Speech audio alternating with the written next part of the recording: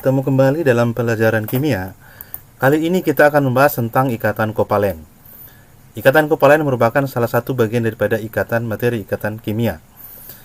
Kalau yang hari yang lalu kita sudah bahas tentang ikatan ion, hari ini kita akan bahas tentang ikatan kovalen. Kita langsung bahas tentang ikatan kovalen. Pembentukan ikatan kovalen. Ikatan kovalen adalah ikatan yang terbentuk karena adanya pemakaian elektron yang digunakan secara bersama-sama. Ikatan antar sesama non-logam merupakan ikatan kovalen. Kalau ikatan ion antara non-logam dengan logam.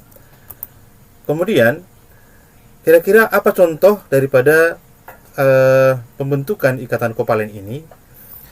Misalnya kita bisa lihat pada reaksi antara Cl dengan Cl. Membentuk nanti ada Cl2. Jadi Cl itu elektronnya mempunyai elektrovalensinya sebanyak 7. Jadi konfigurasinya 2, 8, 7. Nanti bentuk Lewisnya kita sudah pelajari kemarin bagaimana Lewis lambang Lewis yaitu menuliskan lambang unsur yang dikelilingi oleh elektrovalensinya. Nah, ini adalah Cl yang mempunyai elektrovalensinya 7. Jadi kalau kita lihat di sini elektronnya ini belum stabil atau belum mencapai keadaan oktet. Nah, dia akan berikatan dengan Cl yang lain. Nah, Cl yang lain inilah nanti yang memberikan kepadanya elektron yang berbeda, atau elektron satu lagi. Nah, ini dia berikatan dengan Cl yang lain. Nah, ini Cl yang satu lagi. Nah, sehingga mereka akan saling memakai pasangan elektron tersebut. Nah, jadi karena Cl di sini butuh satu elektron, Cl di sini juga butuh satu elektron, maka mereka akan saling memakai bersama. Jadi ini Cl-nya, ini Cl yang kedua. Nah, sehingga terbentuklah ikatan kovalen tunggal karena mereka ini memakai elektron sepasang. Nah, inilah contoh dari proses pembentukan ikatan kovalen. Nah, kemudian ada juga ikatan antara H dengan O dalam H2O. Nah, konfigurasi elektron H dan O adalah sebagai berikut. Dan ini konfigurasi secara aufbau. Nah, jadi di sini H ini sebenarnya hanya adalah mempunyai elektron 1. Dan kemudian O di sini ada sebanyak 8, tapi elektrovalensinya sebanyak 6. Maka dia memerlukan 2 lagi agar dia menjadi stabil. Atom O akan memasang 2 elektron, sedangkan atom H akan memasang 1 elektron. Nah, dengan menyetarakan jumlah elektron tadi, maka atom H harus dikali dengan 2. Nah, karena O tadi butuh 2 elektron, maka dia harus butuh H sebanyak 2. Nah, pembentukan ikatan dalam H2O ya, dapat digambarkan sebagai berikut. Sehingga O akan memberikan elektron kepada H sebanyak ada 2 nih.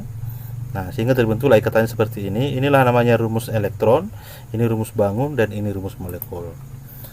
Kemudian kalau kita lihat rumus struktur dan struktur Lewis senyawa kovalen.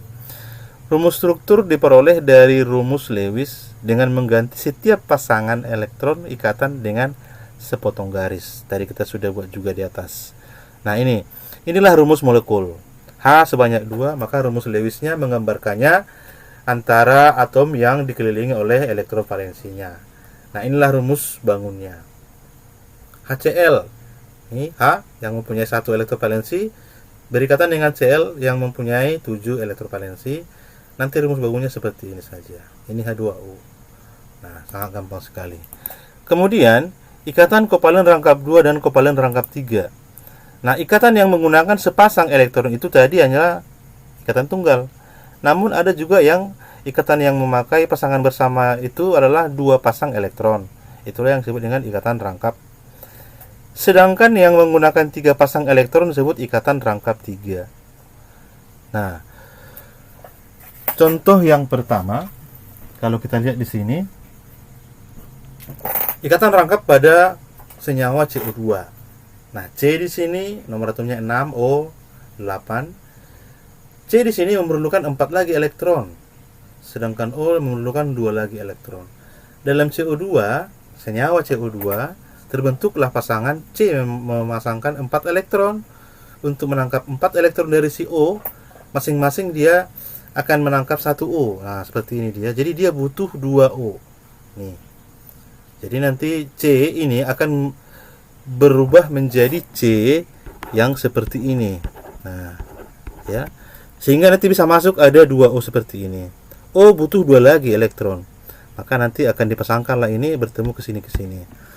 Nah, sehingga terbentuklah ikatannya menjadi seperti ini rumus Lewisnya, ini rumus bangunnya, dan ini rumus molekulnya. Sedangkan untuk yang rangkap 3, seperti ini dia, ya. Nah, jadi nanti akan membentuk ikatannya juga seperti ini. Elektron daripada si N kan, N2 dia 7.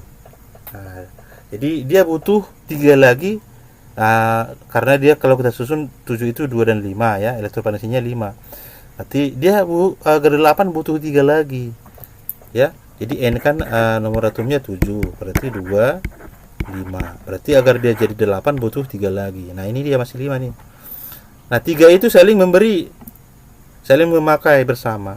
Nah, ini dia. Akhirnya terbentuklah menjadi N yang mempunyai ikatan rangkap 3. Oke. Nah, kemudian ikatan kovalen koordinasi. Apa itu ikatan kovalen koordinasi? Ikatan kovalen koordinasi adalah ikatan yang terjadi di mana pasangan elektron yang mereka pakai bersama itu hanya berasal dari satu atom saja. Nah, itu dia ya. Jadi ikatan kovalen koordinasi adalah ikatan yang terjadi di mana pasangan elektron yang dipakai bersama, pasangan elektron itu yang dipakai bersama itu berasal dari satu atom saja. Satu atom saja. Nah, kalau kita lihat contohnya ini, amonia. Ini ya, amonia. Ini amonia NH3 mempunyai ada sepasang elektron bebas. Nah, sementara si B di sini elektronnya masih ada 6. Dia butuh 2 lagi biar stabil. Begitu ya. Nah, maka dia akan mengambil sepasang langsung punya si N. Tapi bukan memakai langsung tarik, tapi dia memakai bersama. Karena N juga butuh di sini. Nah, sehingga terbentuklah ikatan memakai bersama pasangan elektron. Namun elektron yang dipakai bersama itu hanya berasal dari N saja. Tidak ada sumbangsih dari si B. Nah, ini gambarnya ya. Atom M dalam NH3 sudah oktet dan mempunyai sepasang elektron bebas. Di pihak lain, atom B dalam BCl3 dia sudah memasang semua elektron valensinya. Namun belum oktet. Nah, seperti yang Anda duga, ada atom N di situ, dia akan memberikan satu pasang tadi dipakai oleh si B. Nah, jadi itulah yang disebut dengan ikatan kovalen koordinasi. Oke, nah perbandingan senyawa ion dengan senyawa kovalen yang sudah kita bahas. Nah, ini dia sifatnya ya. Nah, kalau dia ion, titik D-nya tinggi, kovalen rendah. Kalau dia ion, daya hantar listriknya kalau lelehan menghantar listrik, kalau kovalen tidak menghantar. Ya, kalau meleleh dia ya. Kemudian kelarutannya dalam air, ion larut dalam air, kovalen tidak larut.